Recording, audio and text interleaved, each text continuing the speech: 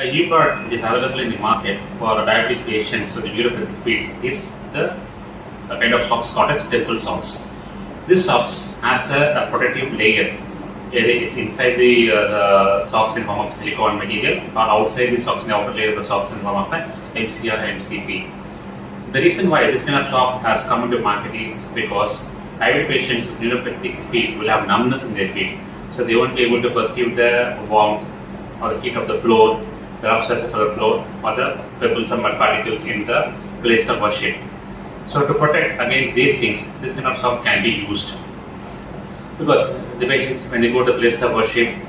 we know the floor will be uneven, it might be hot because in the midday or in the mid morning or the afternoon time, the people go to walk to the place of worship, the floor will be too hot, which they won't be able to perceive, and some mud particles and pebbles can be there, which can lead to injury to the foot in the form of a bullae or ulcers, which patient will be able to perceive only, or will be able to see only by the end of the day or the next day. Because of the numbness, they feel everything is comfortable and they walk more comfortably in the hot floor without knowing the damage it leads to his or her feet.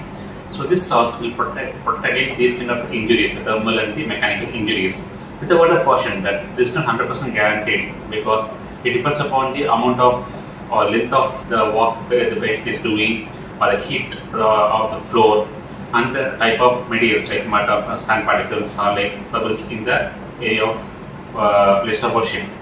So anyway, to reduce the effect of the injuries to the foot in diabetic patients with neuropathic feet, this kind of temple socks can be used, and it can prevent the formation of an ulcers or bullae in the patient.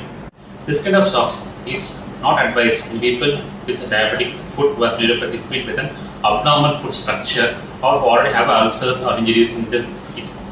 Because a patient with abnormal foot structure, when they use this kind of socks, can go for new ulcer formation, or patients with an already